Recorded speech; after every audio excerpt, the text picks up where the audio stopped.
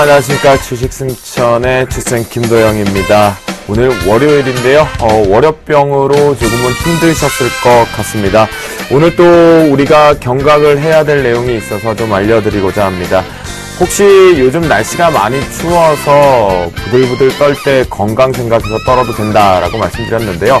너무 추울 땐 또 오히려 우리의 정신 건강이 조금 우울증에 걸린다고 합니다. 조금 우울하고 계십니까? 그런데요, 우울하면 안 될 것 같습니다.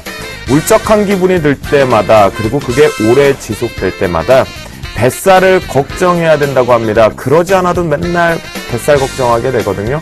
그 이유가 보니까요, 우울하게 되면 소장이나 대장, 내장기관에 지방이 많이 쌓여서 오히려 뱃살이 더 많이 나온다고 합니다. 뱃살을 막기 위해서 내가 먹는 거를 줄일 수 없다라면 이 우울한 감정만이라도 떨쳐버려야 될 것 같습니다. 의도적으로 미소를 좀 저와 함께 좀 지어보셨으면 좋겠고요. 또 그리고 웃어봤으면 좋겠습니다. 그러면 뱃살이 빠질 것 같거든요. 자, 그렇게 웃으시면서요, 승천 함께 하신다라면 여러분들의 계좌가 상승하는 그 지름길의 해답을 또 얻으실 거라고 믿어 의심치 않습니다. 오늘 시황 정리하겠습니다. 오늘 유가증권 시장은 0.80포인트 상승, 강보합 마감한 1923.30포인트로 마감했습니다. 코스닥 시장은 오히려 강세가 지속됐는데요. 4.02포인트 상승 마감한 518.47포인트로 마감했습니다. 원달러 환율 추이 3.1원 하락 마감한 1071.20으로 마감하는 모습이었습니다. 파생시장과 유가증권 시장 쪽에 외국인들이 다시 한번 매도 압박이 좀 있었다라고 말씀을 좀 드리도록 하겠고요. 자, 그러면 오늘 장에서 중소형주 역시, 하지만 대형주 쪽에서 개별 종목 장세는 분명히 이루어진 하루였습니다. 우리 멘토분들 과연 어떤 성적표를 냈는지 포트폴리오 점검해 보도록 하겠습니다. 운영 원칙입니다. 저희가 제시한 매수가에서는요, 플러스 마이너스 3% 밴드 적용에 저가 편입이 시도됩니다. 또한 포트폴리오는 최대 5종목으로 운영된다 말씀드리도록 하겠습니다. 나무르멘토의 포트폴리오입니다. 효성이 0.63% 상승 마감했습니다. 세 종목 보유견 주셨습니다. 정동멘토의 포트폴리오입니다. 테크윙이 1.10% 상승 마감을 하면서 네 종목 보유견 주셨습니다. 이드코멘토입니다. 농오바이오가 2.17% 상승 마감을 하면서 8.3%의 수익률을 들어옵니다. 네 종목 보유견 주셨습니다. 이효열멘토의 포트폴리오입니다. LG 디스플레이 2% 상승 마감했습니다. 4.3%의 수익률을 들어오고 있고요. 5종목 보유견 주셨습니다. 이상로 멘토의 포트폴리오입니다. 빅솔론이 0.75% 상승 마감했습니다. 그래서 빅솔론 목표가를 13,500원에서 13,800원으로 상향 조정해 주셨습니다. 5.5%의 수익률이 들어오고 있겠고요. 목표가 13,800원으로 상향 조정했으니까 같이 멘토링 하시면 좋겠습니다. 오세기 멘토의 포트폴리오입니다. 대한항공 0.43% 상승 마감을 하면서 수익률 0.4% 플러스권으로 돌아 나왔습니다. 또한 금요일장 승천주로 인성정보 4,900원의 신규 편입 성공했습니다. 김용준 멘토의 포트폴리오입니다. 후성이 4.5% 강한 상승세로 마감했습니다. 후성이 수익률 4%로 플러스권으로 전환되었고요. 코텍 신규 종목 편입 준비로 인한 내일장 시초가 매도 의견을 주셨습니다. 현재 2% 수익률을 기록하고 있는데요. 내일장 시초가 매도 의견이니까요. 멘토링 잘 따라하시기 바라겠습니다. 예병군 멘토의 포트폴리오입니다. 한진중공업홀딩스가 2.23% 상승 마감을 하면서 21.8%의 고수익률을 유지하고 있습니다. 또한 금요일장 승천주로 STI가 8,800원의 신규 편입 성공했습니다. 수익률 베스트 보겠습니다. 예병군 멘토의 한진중공홀딩스가 21.8%로 2위를 기록합니다.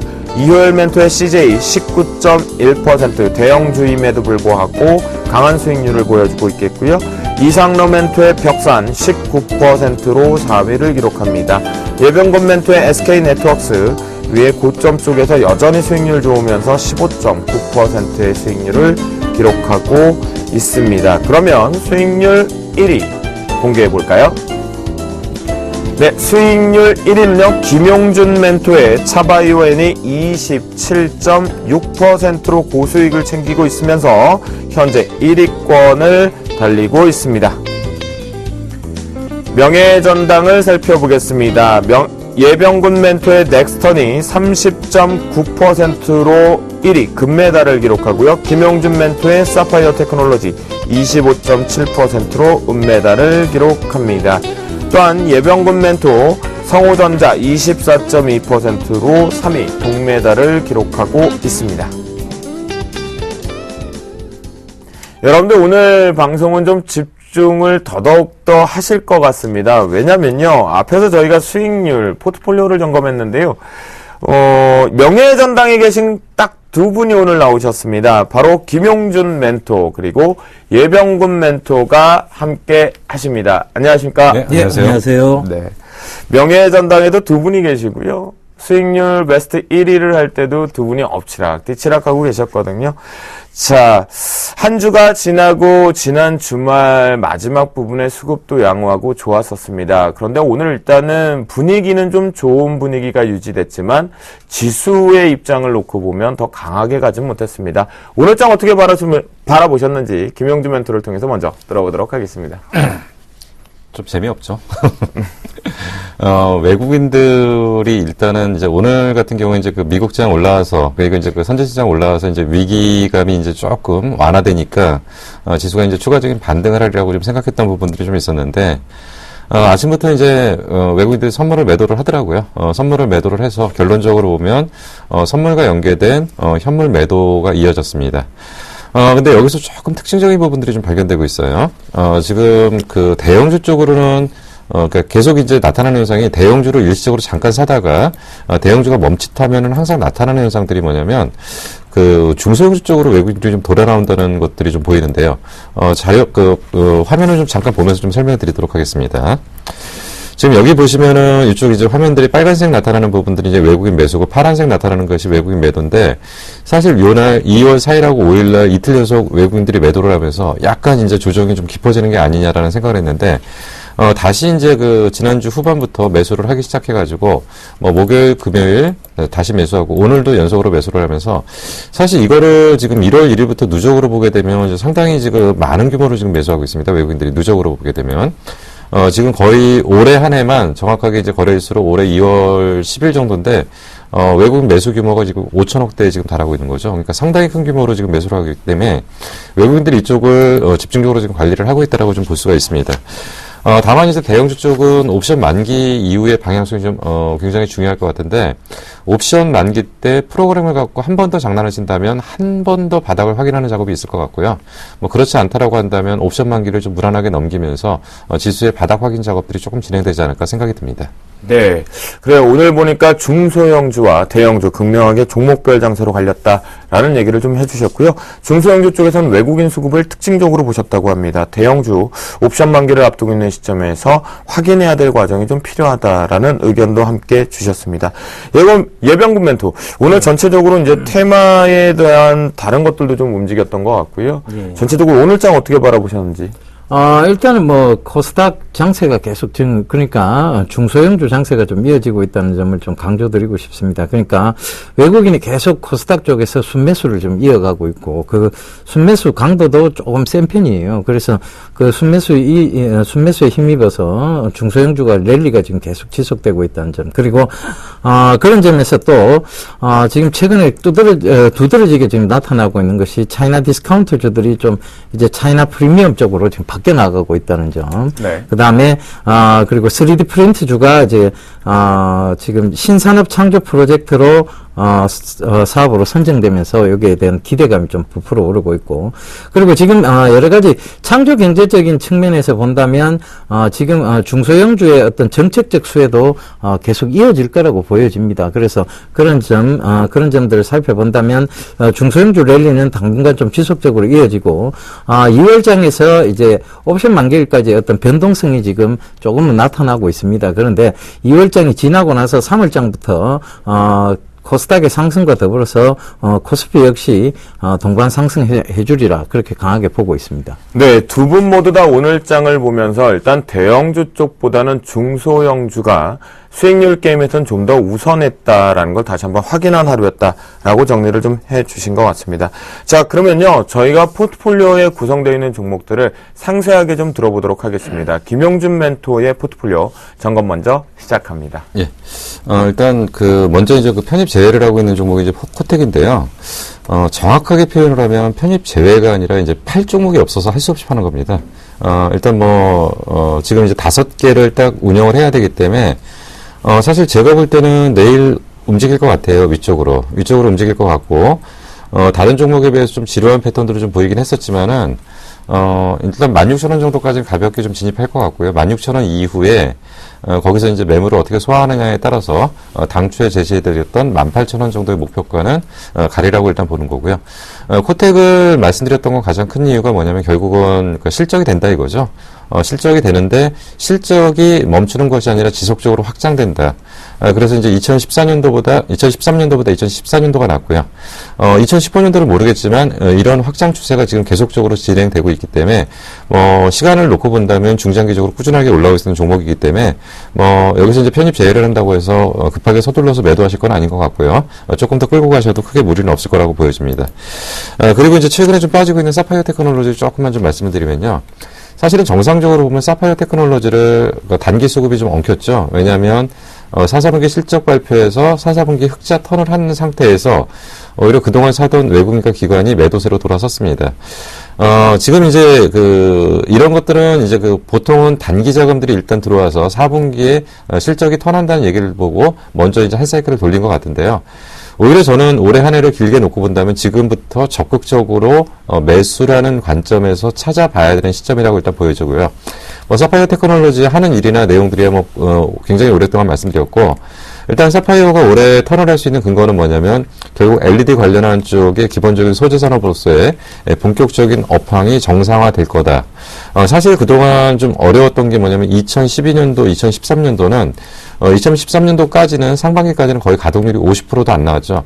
그러니까 어떤 때는 매출 자체가 안 나오기 때문에 가동률이 30%대까지도 나왔었는데 지금은 일단은 가동률은 거의 100%대까지 끌어올렸습니다. 단 지금 이제 가격 경쟁이나 단가 인하 압력 그런 것들의 여러 가지 조정 작업들 그리고 이제 애플에 납품하는 거에서의 단가를 좀 낮춰준 부분들 이런 것들 때문에 예전에 얘네들이 참 굉장했던 게 뭐냐면 영업이익률이 60%대까지 나왔던 회사였는데 이제 예전 같은 그런 영업이익률은 못 나오겠죠. 그렇지만 본격적인 업황이 지금 돌아 나오고 있기 때문에 크게 무리는 없다라고 일단 보고 사실 가격상으로 보면 35,000원 정도를 기준으로 사실은 적극적으로 매수를 해야 되는 구간이라고 일단 보여지는데 지금 최근에 좀 빠지긴 했습니다. 빠지긴 했지만 중기적인 관점 그리고 올해 한 해를 놓고 본다면 사실은 올해 가장 저로의 매수 타이밍을 주고 있는 구간이 아니냐 이렇게 보기 때문에 조금 시간을 갖고 좀 천천히 보신다면 좋은 결과가 있을 거라고 판단이 됩니다. 예, 그리고 이제 차바이엔을 좀 말씀을 드리겠습니다. 네. 차바이엔은 지금 보니까 방금 명예전당에서 보니까 예병균 멘트가 금메달이더라고요. 그래서 그거 30.9% 넘어가는 순간 매도를 하려고요. 네네. 예. 30.9% 넘어가면. 예. 네. 그래서 보니까 13,300원 정도 되면은 팔아도 될 것 같더라고요. 그래서 일단 좀 네네. 자리를 좀 바꿔보려고 합니다. 그러니까 사실은 차바이엔이 좀 무거운 종목이에요. 무거운 종목인데 지금 이제 기대치가 반영이 되면서 최근에 주가가 좀 움직였는데 얘는 이제 바로 쭉 뻗어가기보다는 단계별로 조정을 받고 올라가는 그런 패턴들이 좀 보일 가능성이 있기 때문에 일단 차트로 보면 앞에 고점입니다. 앞에 고점이 이제 13,300원 정도 되는데 이 고점을 마주 보면서 한 번 정도로 좀 매도를 하려고 그러고요. 그러니까 오늘 지금 거래량이 좀 감소했는데 내일 정도의 어떤 변화의 조짐들이 좀 나타나야 되고 그렇지 못하다고 하면 짧은 조정이 좀 나타날 수도 있다는 관점에서 좀 접근을 하실 필요가 좀 있습니다. 그리고 이제 후성이 오늘 느닷없이 좀 치고 나왔죠. 근데 기사를 보니까 무슨 기사가 나왔냐면 전년도에 실적이 굉장히 나쁘대요. 그리고 전전년도에 비해서도 굉장히 더 나빠졌대요. 근데 오늘 주가는 땡겼습니다. 이 얘기가 무슨 얘기냐? 그동안 주가가 실적이 안 좋았기 때문에 나빠지는 거고, 오늘 땡긴 거는 결국은 올해부터 실적이 괜찮아진다는 얘기겠죠. 구성을 접근하는 방법은 2차 전지의 소재 쪽의 전문 기업으로서 사실 2차 전지에 대한 기대들이 좀 상당히 많았다가 계속적으로 이제 지연되면서 설비 투자에 대한 고정비 지출 이런 부분들이 늘어나면서 그 실적이 나빴었는데, 일단 올해 지금 예상되는 2차 전지 판매 대수가 지금 35만 대 정도로 지금 예상을 하고 있다고 합니다. 35만 대면은 보통 이제 테슬라 같은 경우에는 2차 전지 하나에다가, 그러니까 전기차 하나에다가 소형 2차 전지 3,000개 정도를 묶는 거를 사용을 하고요. 뭐 국내 기업 같은 경우는 6,000개 정도까지 묶어내는 과정들인데, 그렇게 된다면 3,000개만 묶는다고 해도 35만 대면은 스마트폰 기준으로 거의 10만 대가 나오는 거죠. 그러니까 지금 스마트폰 시장 정도의 규모가 올해 터질 거다라고 일단 보는 거기 때문에 아마 올해부터는 2차 전지가 확실하게 어떤 변화를 좀 보일 거로 일단 예상이 됩니다. 그래서 아마 그런 부분들이 좀 선반영되는 측면에서 실적이 가장 나쁘다고 하는 시점에서 오히려 치고 나오는 모습이 눈에 띄었다라고 일단 볼 수가 있습니다. 그리고 이제 한솔테크닉스입니다.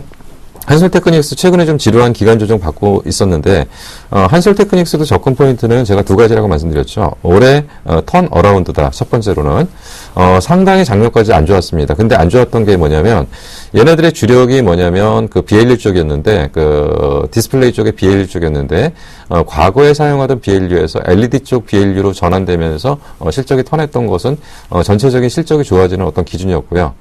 그리고 또 성장 모멘텀으로 오는 것이 여러 가지 일들이 있다라고 말씀드렸죠. 얘네들도 이제 그 사파이어 인고 쪽 사업을 자회사 쪽에서 하고요. 그리고 이제 그 전지 사업 쪽도 하고 있고요. 그리고 이제 최근에 제가 집중적으로 보고 있는 것은 무선 충전 시스템을 이용한 그 어떤 그 상승 전환점 그런 거를 좀 보고 있는데, 아마도 이제 애플이나 삼성이나 본격적으로 스마트폰에 대해서 무선 충전 시스템을 도입할 가능성이 있다. 뭐 그런 측면에서 상당히 긍정적인 효과가 나타날 거로 보기 때문에 기간 조정 이후 이제 상승 패턴으로 다시 전환될 가능성이 상당히 크다. 그래서 이제부터 조금 집중적으로 봐야 되는 단계가 아니냐 판단이 됩니다. 네, 그래요. 알겠습니다. 자, 김영준 멘토의 포트폴리오 점검을 좀 해봤고요. 예병군 멘토의 포트폴리오 점검을 좀 해보겠는데요. 예병군 멘토. 예. 금메달 탈환하신다고 합니다. 야, 예, 그렇죠. 그것 때문에, 이제, 저도 준비하고 있는 종목이 있죠. 아, 네. 예, 한진중공업 홀딩스 짧게 설명드리고, 저도 이제 금메달 뺏기더라도 다시 재탈환할 수 있는, 그런 종목이라고 보시면 될 것 같습니다. 한진중공업 홀딩스인데요. 차트 보면서 좀 빠르게 설명을 드리겠습니다.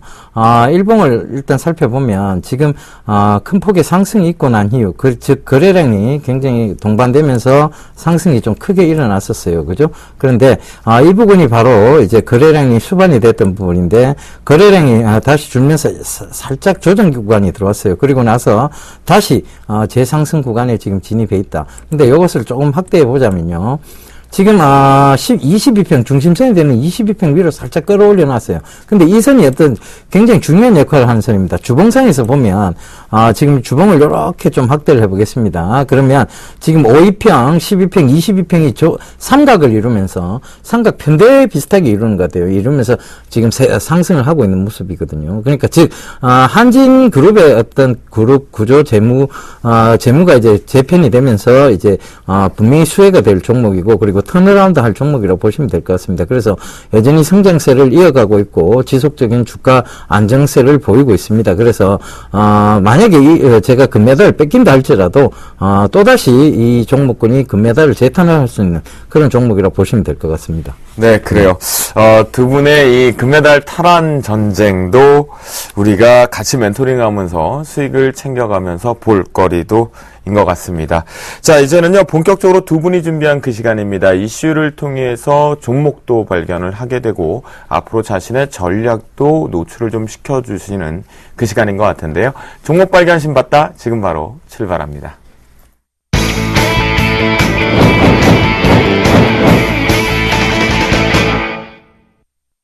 네, 오늘은 예병군 멘토가 준비를 하셨다고 하는데요. 과연 어떤 내용일까? 시황관일까? 아니면 테마성의 업종의 얘기일까? 궁금합니다. 바로 공개해 주시죠.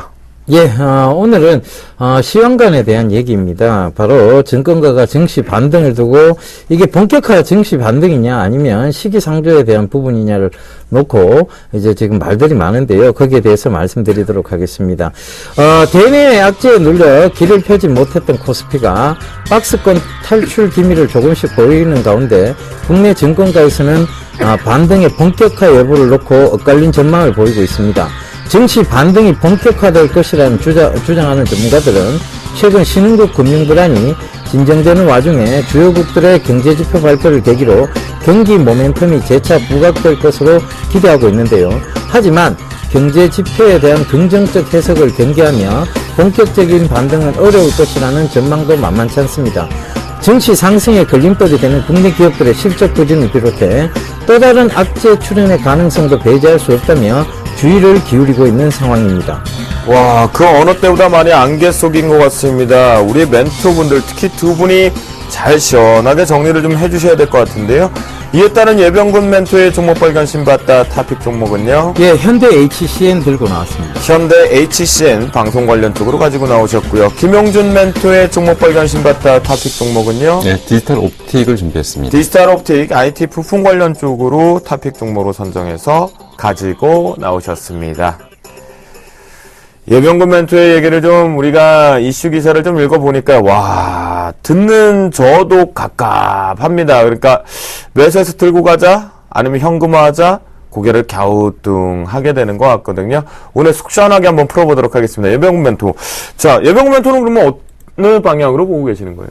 저는 이제 상방 쪽으로는 보고 있습니다. 근데 2월장은 아무래도 이제 조금 아직까지는 조금 변동성이 있는 구간이다. 즉 2월장에서 지금 계속 흔들리고는 있어요. 그다음에 네. 그 이유는 바로 테이퍼링에 대한 우려, 그다음에 신흥국 경기 불안에 대한 우려, 이런 여러 가지, 그리고 중국의 어떤 경기가 지금 둔화되고 있다는 그 우려 여러 가지가 섞이면서 증시에 어떤 조정의 빌미를 주고 있죠. 그런데 사실은 미국 경기 지표 호전으로 인한 추가 테이퍼링은요, 사실상 장기적으로 봤을 때는 우리가 이것을 호재로 받아들여야 된다는 부분이고, 그 다음에 중국은 중국 지금 경기 둔화에 대한 부분은 이제 경기 상승의 속도가 좀 저하되었다는 것이지, 중국 경기가 지금 계속해서 상승을 이어가고 있다는 데는 공통된 의견을 가지고들 있는 것 같습니다. 그런데 속도가 조금 둔화되었다고 해서 이것이 경기 하락으로 보는 것은 너무 과한 추측이고 과한 우려라고 저는 생각을 합니다. 그래서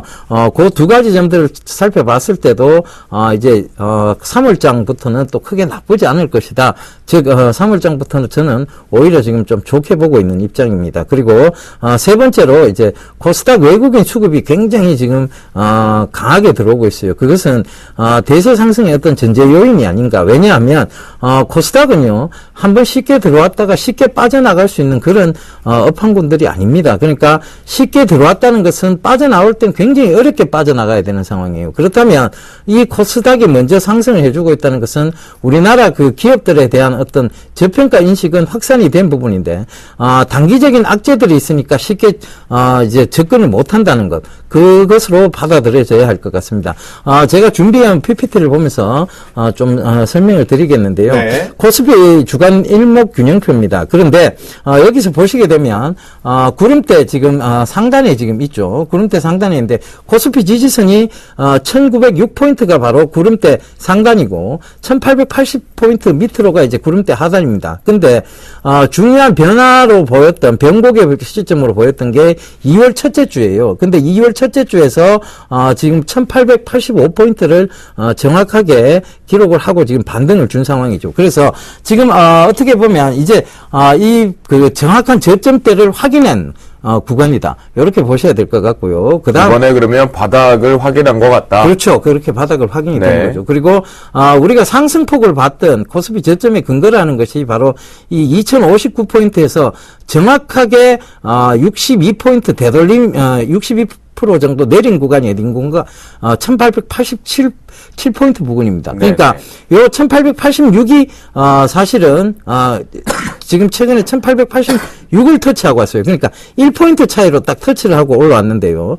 그 점에서 바로 되돌림이 정확했다는 것이고, 그 되돌림 자리에서는 충분히 지금 영역대가 크게 나쁘지 않다. 그런데 즉 떨어지는, 지금은 떨어지고 있는 차트예요. 사실은 떨어지고 있는 차트에서는 강하게 여기서 뚫고 올라온다고 보다는 기간 조정, 즉 여기서 조금 더 흔들거려야 되겠죠. 그래서 어떤 변동성이 확대될 수는 있으나 지금 1886포인트 그거 부분이 저점이라는 것은 명확합니다. 그래서 1906포인트 그 아래 구간에서 체리피킹 하시라고 제가 늘 말씀을 드렸던, 즉 1900포인트 아래가 바로 우리 여러분들이 주워 담을 수 있는 그런 전략을 쓰실 수 있을 만한 구간이라는 것도 프로그램에서 늘상 좀 말씀을 드렸던 이유가 바로 여기 있습니다. 그래서 그런 점들을 참고해 보시면 될 것 같아요. 네, 예병 멘토 지금 38%, 50%, 62%는 피보나치 조정대에 대한 퍼센트 비율인 거죠? 예, 그렇습니다. 네, 여러분들 뭐 일목균형상의 그리고 또한 피보나치 조정대의 비율로 봤을 때도 현재 바닥 가능성을 좀 높게 보시고 있는 예병 멘토의 전략을 좀 들으셨는데요.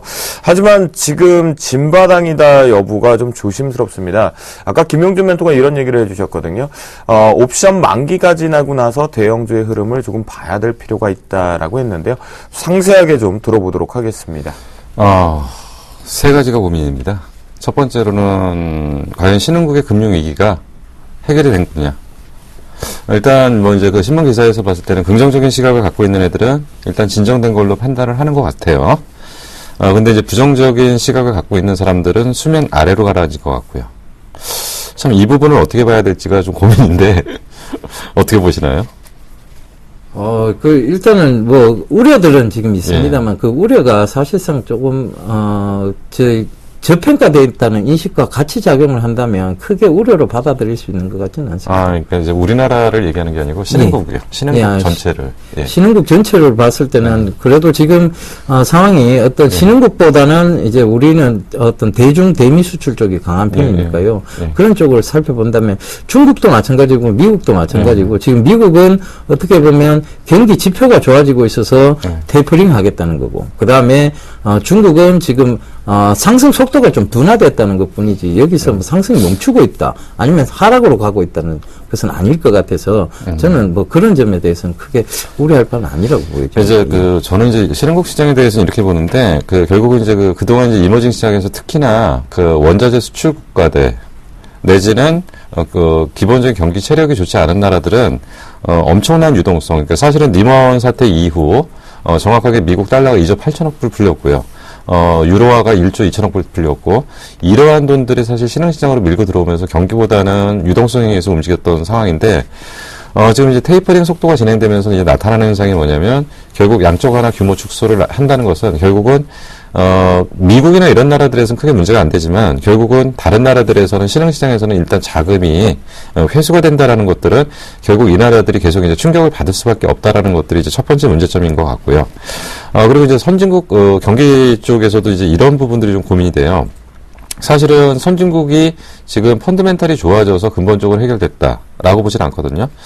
사실 이제 가장 중요하게 봤던 게 이제 두 가지 포인트죠. 그러니까 미국이 이제 양쪽 하나 규모 축소를 한다고 했을 때, 버냉키가 대전제를 깔았던 것은 실업률 6.5% 이하, 인플레이션 2%대면은 해보겠다라고 했는데, 사실은 실업률을 많이 떨어뜨렸어요. 실업률은 12%대에서부터, 리먼 사태 이후 12%대에서 6.5%대에 거의 근접하게 떨어뜨렸는데, 문제는 뭐냐면, 인플레이션이 유발이 안 됐다는 거죠. 사실 이 정도가 되면 인플레이션이 유발이 돼야 되는데, 그 얘기는 무슨 얘기냐면, 지금 실업률이 줄어들면서 선순환 구조가 되는 것이 아니라 소비가 늘어나지 않는 상태에서 물가 상승의 그러니까 상승 압력들이 나타나지 않다는 것은 아직 경기가 굉장히 불안한 상태라는 얘기입니다. 그렇다면 이게 과연 유동성 흡수 정책 내지는 테이퍼링이 그러니까 3차 양적 완화 규모가 축소되는 시점에서 과연 선진 경기의 체질이, 그대로 유지될 수 있냐. 그래서 지금 논쟁의 초점이 있는 것이 뭐냐면, 미국 경기의 정점 논쟁이 있습니다. 미국 경기가 최고의 정점을 찍었다. 무조건 이제 꺾일 거다. 그거 상반기에 나타날 가능성이 있다. 그렇기 때문에 지금 미국의 경기 체질만 봐서는 지금, 오히려 돈을 더 풀어야지 돈을 회수해서는 안 된다라는 지금, 주장들도 지금 나오고 있거든요. 근데 사실 경제라는 것은 아주 미세한 어떤 작은 변화에 따라서도 많이 바뀌는 거기 때문에 이 모든 외생 변수를 다 작용해서 이거를 판단하기는 어렵습니다. 다만 우리가 지금 예측건데 한 가지 확실한 것은 미국에서 돈을 푸는 규모를 줄이거나 돈을 회수하게 되면은 신흥시장은 정말 굉장한 충격이 올 가능성이 있습니다. 그래서 저는 이제 3월 달에 뭐를 좀 기대를 하거든요. G20 정상회담에서 신흥국에 대한 구체적인 구제책이 나와야지만이 신흥금융위기라든지 이런 부분에 대한 안전판을 가질 수 있다라고 좀 판단이 됩니다. 그래서 이 부분이 좀 필요하고요. 그리고 이제 미국 문제에 대해서는 지금 다음 주부터 본격적으로 논의될 겁니다. 부채한도 협상이 1년 정도 연기하는 안을 다음 주에 제출해서 이거를 수용할 거냐 말 거냐가 본격적으로 해야 되는데 결국 이거는 또 경제적인 부분이 아니라 정치적인 부분이기 때문에 또 복잡한 문제가 작용할 수가 있고요. 그리고 이제 중국에서는 가장 지금 우려하고 있는 부분이 결국 그림자 금융입니다.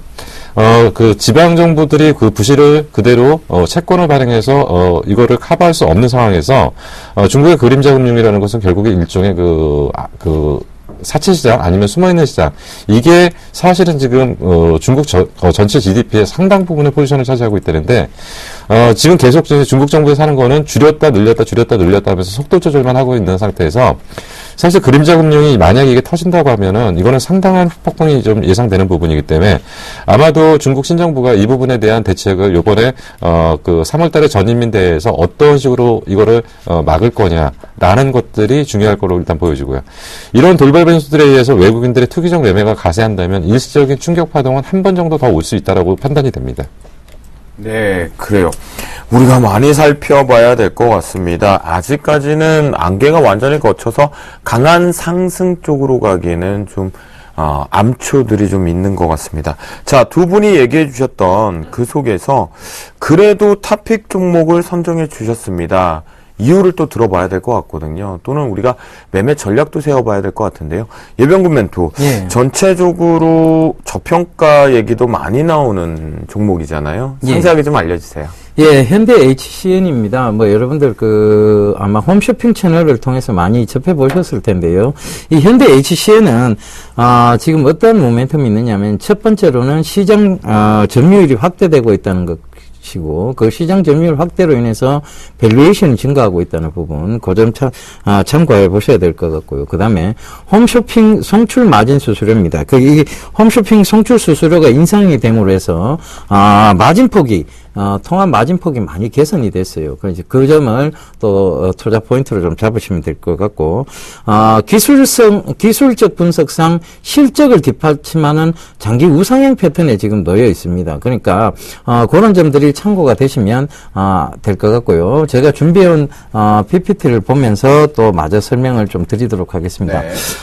현대 HCN의 디지털 전환율인데요. 지금 디지털 전환율이 굉장히 가파르게 올라오고 있습니다. 지금 아마 파란색 여러분들이 보이시고 있는 게 파란색 선, 이게 지금 디지털 전환율인데요.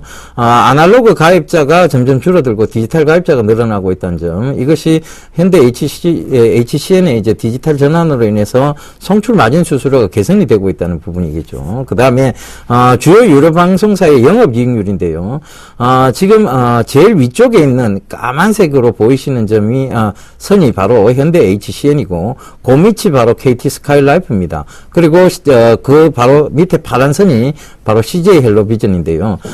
주요 유료 방송의 영업이익률도 현대 HCN이 월등히 지금 위쪽에 자리 잡고 있다는 점, 그리고 CJ 헬로비전보다도 훨씬 월등하게 위쪽에 있는데도 불구하고 주가는 크게 가지를 못했어요. 그래서 그 점을 참고해 보시면 될 것 같습니다.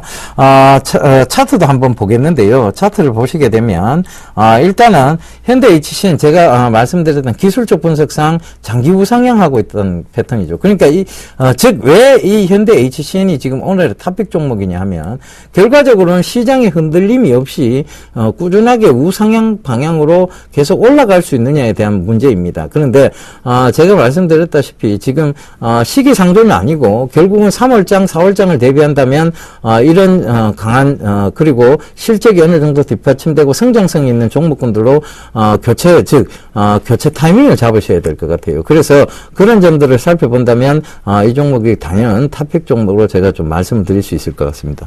소리 소문 없이 강하게 올라가고 있는 건데요. 그러면 시장이 안개 속에서 상승 쪽으로 보기에도 암초가 몇 가지 있고 또 무조건 하락 쪽으로 보기에도 기술적으로는 분명히 바닥을 다진 느낌들 두 분 모두 다 얘기를 해주셨는데 예병구 멘토 그러면요 보수적 관점으로 경기 민감주가 아니라 경기 방어주 성격 쪽으로 보자라는 관점인 건지 아니면 자체 종목 업황 때문에 가는 것인지 자체 종목 업황 때문이라고 지금 좀 말씀. 시장을 전체적으로 굳이 시장은 방어 쪽으로 보지 말자. 전체적으로는 시장은 전체적으로는 저는 이제 조금 상승 쪽으로 가닥을 잡고 있습니다. 왜냐하면 2월장이 어느 정도 리스크가 해소가 되고 그 다음에 우리가 그 많이 맞다 보면요 맷집이 생깁니다. 그 맷집이 생길 때 이미 지금 1월장 초반에 이제 급락이 한번 나왔었고요. 2월장 초반에도 지금 급락이 나왔습니다. 근데 이 흐름은요 작년 11월 달부터 계속 나온 흐름이에요. 사실상은 11월 초반에도 옵션 만기일까지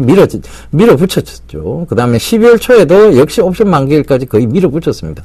1월장에서도 거의 마찬가지였어요. 그리고 지금 2월장도 거의 초반에 밀어붙이다가 지금 반등을 주고 있는데 이렇게 많이 맞다 보면 맷집이 생깁니다. 그런데 그 맷집이 어디서 드러나는가 하면 지금 벌써 이미 많이 맞았고 그 다음에 이 부분 오면 언제든지 반등이 올 수 있다는 즉 시장은 다시 비정상적인 구간에서 반드시 정상적인 구간으로 빨리 회귀한다 하는 그 습성에 대해서 어느 정도 파악이 되는 상황이에요. 그렇다면 지금 중소형주가 강하게 올라오고 있고 중소형주 랠리는 이어지지 줄어들 것 같지는 않습니다. 그럼 중소형주 쪽에서 일단 해답을 좀 찾으셔야 될 것 같고 두 번째로는 이제 시장과 대비해서 시장이 전체적으로 상승한다고 봤을 때도 강한 종목군이 더 오히려 강하게 올라오는 경우가 많았습니다. 그 점 참고해 보시면 또 하나의 또 매력 포인트가 되겠죠. 그러니까 전체적으로 상승한다는 가닥을 상승 쪽으로 잡는 데는 무리가 없는데 일단은 지금 대형주 같은 경우에는 아직까지는 지금 우리 멘토님께서 얘기해 주셨습니다만은 흔들릴 수 있는 구간이 충분히 있어요. 왜냐하면 시장은 지금 아직도 툭툭 잽 던지듯이 뭔가 지금 방어적으로 이렇게 조정 구간을 줄 수 있는 그런 부분들이 보이거든요. 그런데 그런 부분에서도 살펴보자면 2월장 굳이 지금 3월장 되지도 않았는데 3월장 대비해서 대형주 쪽보다는 아직은 중소형주 쪽을 바라본다는 관점이 맞을 것 같습니다. 그래요. 시장을 굳이 보수적 관점으로 보지 말자라는 부분입니다. 업황 자체를 놓고 봤을 때 방송 관련된 케이블 방송 사업자들에 대한 추이가 좋다. 그 관점으로 탑픽으로 선정되었다라는 의견 드렸으니까요. 시장 보수적으로 보지 말자라고 말씀드리겠고요. 김영주 멘토는 디지털 옵틱, IT 부품 관련 쪽으로 가지고 나오셨습니다. 왜 선택이 되었는지 직접 들어보도록 하겠습니다. 예, 배경을 좀 길게 설명하겠습니다. 일단은 지금 정확하게 우리가 기억할 때 작년 1월 달부터 작년 12월 말까지 제가 이제 누적 집계를 한번 해봤습니다. 이게 뭐냐면 코스닥 수급인데요. 잠깐 자료화면 보이면 보일 건데 12월 말 기준으로 정확하게 외국인이 작년에 코스닥에서 1조 8천억 샀네요. 1조 8천억 샀는데 흐름을 좀 보니까 1월 달부터 7월 달까지 중소형주 랠리가 있었고요. 그리고 이제 7월 달에 전체적인 장이 빠지다가 8월 달에 주춤하면서 대형주 쪽으로 외국인들의 공격적인 대형주 장세에 자금들이 좀 상당히 크게 들어왔었죠. 그러다가 다시 11월 말부터 12월까지 중소형주를 사서 결국은 작년 한 해 내내 1조 8천억을 샀습니다. 그리고 또한 올해 시작하면서부터 다시금 중소형주를 사들이기 시작해왔고 올해 2월 10일 됐는데 벌써 5천억 샀습니다. 그럼 뭐 이 속도라면 어마어마하게 사들이겠죠. 근데 무슨 얘기가 있었냐면 작년에 외국인들 밀고 들어올 때 무슨 자금이었다라고 보냐면 얘네들 안 팔 거래요. 안 팔 거고 3, 4년 가지고 가서 정말 큰 수익 낸다고 합니다. 그게 이제 작년부터 나왔던 얘기거든요. 근데 그 기준으로 보니까 중소형주 랠리가 상당 부분 진행될 거다. 지금 대형주 갖고 수익 낼 만한 구간들이 없어요.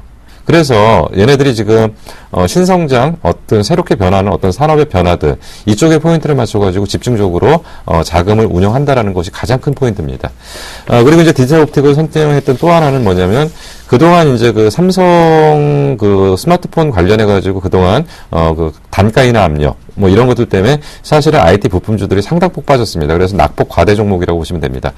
이 두 가지 관점에서 이제 디지털 옵틱을 선정을 했고요. 디지털 옵틱에 대해서는 추가적인 설명을 조금 이따 드리도록 하겠습니다. 네, 그래요. 알겠습니다. 자, 디지털 옵틱 전체적으로 탑픽 종목으로 선정된 건 역시도 시장과 상관없이 자체 종목의 체질, 성향을 갖고 잡아주셨다라고 말씀 좀 드리겠습니다. 다시 한번 화면을 통해서 종목 발견 신봤다 정리해봅니다. 오를 듯 말 듯 조금 답답합니다. 갭은 메꿨는데 말이죠. 답답한 증시 언제쯤 뚫릴 수 있을까라는 부분에 두 분 모두 다 확인할 것들은 있다. 하지만 결국 뚫릴 것이다 라는 의견을 주셨는데요. 중소형주는 여전히 계속 간다, 뚫려 있다라는 관점으로 주셨습니다. 김영준 멘토는요, 당분간 시장은 박스권 예상이 된다라는 관점 속에서 탑픽 종목으로 디지털, 옵틱을 선척해 주셨고요. 예병군 멘토는요, 대세 상승을 위한 준비 과정이다. 기술적으로는 피보나치와 일목균형상 바닥권일 가능성이 높다라는 관점이겠고요. 하지만 여전히 중소형주 랠리만 기대해보겠다라는 관점이겠고요. 현대 HCN을 개별 종목에 대한 체질로서 탑픽 종목으로 선정해 주셨습니다. 이제 두 분이 준비한 시간입니다. 내일장 승천주 시간 곧바로 출발합니다. 검색창에 샘플러스를 입력하시고 전문가 방송에 접속하시면 서울경제TV 특급 전문가들이 여러분의 포트폴리오와 수익률을 책임집니다. 주식 투자 샘플러스와 함께 하십시오. 내일장 승천주로 김용준 멘토는 디지털 옵틱을 가지고 나오셔서 잠시 뒤에 상세하게 알려주신다고 하셨군요. 네, 김용준 멘토예요. 디지털 옵틱 마저 상세하게 좀 들어보도록 하겠습니다. 예. 먼저 이제 회사를 파악할 때는 가장 중요한 게 이 회사가 뭐 하는 회사인지는 알아야 되겠죠. 그래서 이 회사는 이제 그 주력이 이제 카메라 모듈, 그리고 렌즈 모듈, 뭐 이런 것들을 한다라고 보시면 되고요. 얘네들 좀 장점이 뭐냐면 라인이 여러 군데 있습니다. 그래서 카메라 모듈 쪽으로는 LG전자에 납품을 하고 있고요. 렌즈 모듈 쪽은 삼성전자, 그리고 자동차 카메라 쪽을 하고 있고, 그리고 전체적인 매출의 상당 부분은 이쪽에 지금 집중되고 있다고 보시면 됩니다. 그리고 이제 그 또 하나가 이제 빔 프로젝트 같은 거 이제 그 광학 엔진 쪽인데요. 이쪽에서 뭐 그 작은 뭐 빔, 뭐 이런 것들도 좀 하고 있고요. 그리고 이제 체외 진단 시스템, 같은 것들, 그래서, 바이오 헬스케어 쪽에 관련된 쪽대, 그 제품이, 주력 제품으로 보시면 될 것 같습니다.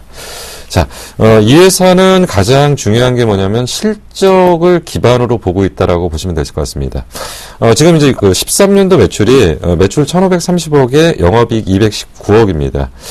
사실 이제 우려도 많았고 탈도 많았죠. 그러니까, IT 부품 쪽, 특히나 카메라 렌즈, 카메라 모듈 쪽 관련 업체들은 스마트폰이 본격적으로 그 시장에 펼쳐지면서 상당한 기대를 갖고 주가들이 굉장히 큰 폭으로 좀 상승을 했던 종목 중에 한 종목입니다. 뭐 길게 보면 주봉 한번 잠깐 보면 설명을 좀 드리도록 하겠습니다.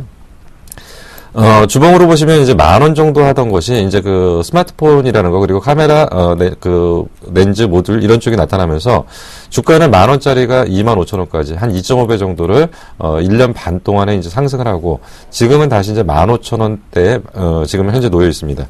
그러면 영업이익 기준으로 219억 정도 되면은 정상적인 시가총액으로 한 2,000억 정도가 나와야 되는데 오늘 보니까 시가총액이 한 900억이 안 나오는 890억 정도 나오더라고요. 그래서 다른 요소가 뭐가 있나를 좀 찾아봤더니 전환될 물량이 좀 있더라고요. 전환될 물량이 좀 있어서 전환될 물량이 지금 한 130만 주 정도, 15,000원에 130만 주 정도, 전환될 물량이 있는데, 이거를 다 합친다고 해도 시가총액이 1,000억은 넘어가지 않을 걸로 일단 보여집니다. 그러면, 이런 회사를 항상 판단할 때 실적 대비 지나치게 저평가되어 있을 때는, 뭐를 보셔야 되냐면, 그럼 올해를 실적을 고점으로 해서 내년부터 실적이 꺾인다라고 하면 이 주가가 맞아요. 근데, 내년에도 실적이 계속 뻗어나가서 더 성장한다라고 본다면 지금 현재는 저평가가 맞겠죠. 그러면 2014년도 예상 매출 1,810억에 영업이익 250억 정도. 그렇다면 내년에도 실적은 그대로 올라간다는 거죠. 그러면 스마트폰의 성장은 거의 끝난 상태에서 어느 쪽을 갖고 끌고 올 거냐. 뭐 지금 이제 자동차 카메라 쪽 그리고 이제 그 새롭게 그 부각되고 있는 뭐 태블릿 PC니 뭐 이런 쪽에 대한 부분에 매출이 가세하면서 결국은 실적의 성장이 멈추지는 않을 거다. 그렇다고 한다면 지금 분명한 것은 낙폭과대에 대한 저평가 매력이 있는 상태에서 최근에 이제 그 애플이니 삼성이니 신제품 출시 시점이 거의 또 임박해 옵니다. 그렇다면은 한 번은 분위기를 탈 가능성이 있습니다. 이 종목이 추세적인 상승을 할 수 있는지 아니면 그 짧게 반등을 끝내고 나올 건지 그거에 대해서는 조금 더 확인이 좀 필요하고요. 시장 분위기가 좀 있어야 됩니다. 그래서 수급 부분을 좀 체크를 해봤더니 아직 수급이 본격적으로 개선되는 흐름은 아닙니다. 일부 기관들이 조금씩 샀고 있기는 하지만 아직 강한 상승을 위해서는 외국인들이 그 소량씩 사는 것 갖고는 좀 안 되니까 기관의 본격적인 수급 개선이 좀 필요한 시점인 건 맞습니다. 그래서 추세 상승 여부는 나중에 좀 논할 걸로 일단 보여지고요. 지금 흐름은 낙폭 과대에 대한 기술적 반등 국면으로 보시면 됩니다. 자, 주봉상으로 보셨을 때 25,000원의 고점을 찍고서 그 우려감이 나타나면서 주가가 얼마까지 빠지냐면 13,500원 정도까지 거의 수직 낙하를 2단계에 걸쳐서 했고요. 지금은 바닥권에서 기관 조정 거의 마무리한 상태에서 새롭게 주가가 바닥을 이제 돌아 나오는 흐름들을 좀 보이고 있습니다. 보통 주가는 바닥을 찍을 때는 어떤 현상들을 보이냐면 그 주가가 빠진 상태에서 지루한 기관 조정이 나타나는 것이 일반적인 패턴입니다. 그래서 이러한 기관 조정까지 나타나고서 그리고서 이제 그 하락 추세를 벗겨내는 자리 뭐 이런 자리가 거의 이제 맥점이라고 좀 보이는데 지금 보면 내일 정도에 뚫고 올라간다면 이제 하락 추세가 상승 추세 내지는 최소한 박스권 추세로 전환되는 초기 국면이라고 일단 볼 수가 있기 때문에 이제는 추세 전환이 나타나는 흐름이고요. 그나마 이제 오늘 거래량이 조금 증가하면서 이러한 부분들을 역으로 설명해주는 그런 흐름이라고 일단 보여집니다.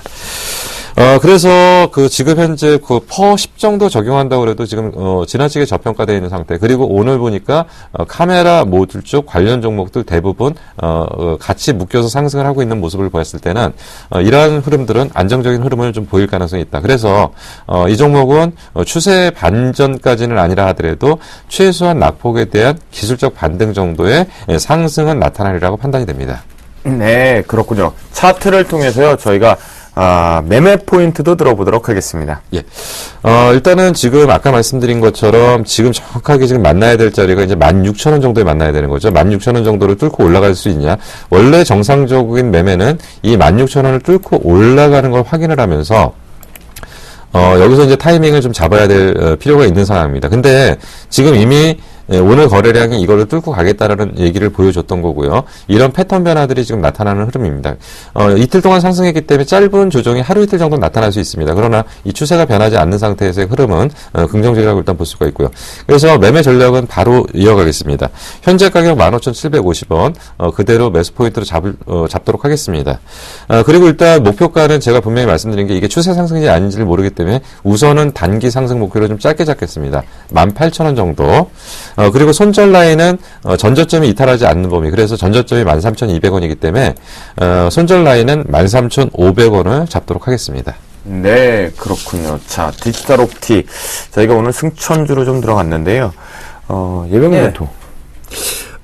지금 광학 쪽이 아무래도 지금 업황이 크게 좋지는 못했습니다. 이런 그 디지털 광학 쪽으로 보면 디지털 옵틱이나 그 다음에 나노스나 그 다음에 이제 옵트론텍 이런 그 업황군들이 크게 좋지는 최근까지 계속 좋지 않은 모습을 보였어요. 그러다가 이제 오늘 그 나노스가 한 7% 가까이 상승을 하면서 어떤 반등의 어떤 반등의 어떤 구간, 즉 기술적으로 반등이 된 것인지 아니면 이제 여기서 이제 하락폭, 즉 바닥을 확인하고 올라오는 것인지 명확하지는 않은데요. 일단은 그 지금 나노스나 옵트론텍에 비해서 디지털 옵틱이 조금 더 주가가 조금 더 강할 수 있는 요인에 대해서 한 말씀만 좀 들어보고 싶거든요. 저는 강하다고 보는 건 아니고요. 예. 안정적이라고 보는 거죠. 디지털 예, 옵틱. 왜냐면 이제 그 지금 말씀하신 나노스, 캠시스, 하이비전까지도 같이 포함되는 거죠. 예. 근데 얘네들은 참 변동성이 심해요. 예. 그러니까 이제 그 사람들이 안정적인 어떤 매매를 하기 위해서 상당히 부담스러운데, 하다가 갑자기 휙 밀려버리면, 근데 최소한, 디지털 옵틱 같은 경우는 그렇게까지 매매를 하진 않거든요. 예. 그래서 얘네들은 올릴 때는 확실하게 올리고요. 밀 때는 미는 게 눈에 보이기 때문에 조금, 좀 편안하게 매매를 하고, 그러니까, 막 사놓고서 불안해하지 않는 그런 종목이 될 가능성이 있다는 거죠. 예, 잘 들었습니다. 네, 그래요. 알겠습니다. 저희가 디지털 옵틱까지 상세하게 좀 들어봤고요. 이제 본격적으로 저희도 이제 퇴근 시간을 가져가 보려고 합니다. 그 전에 앞서서 고지사항이 있다고 하니까요. 알려드리고 떠나겠습니다. 네, 저하고요. 예병군 멘토 정재훈 멘토와 함께 저희가 정예부대가 나섭니다. 2014년도 승부주. 이번에 종목 얘기 좀 많이 해야 된다고 하는데요. 바로 이번 주 토요일입니다. 오후 2시 대구 영남일보 옆 대구 벤처센터 2층에서 공개 강연회가 있습니다. 무료겠고요. 현장 접수하니까요. 여러분들 토요일날 오후 2시 저희가 내려가니까 같이 만나서 얘기 나눠보자고요. 저희가 이제 대구를 토요일날 찍고 서울, 대전, 대구 찍고 부산도 내려갑니다. 일요일날 오후 2시겠고요. 부산 지하철 1호선 부산진역 5번, 7번 출구에 부산일보 10층에서 장소를 진행합니다. 역시 참가비 무료겠고요. 여러분들 많이들 참여하셔서 저희하고 못다한 얘기 나눠보시도록 하겠습니다.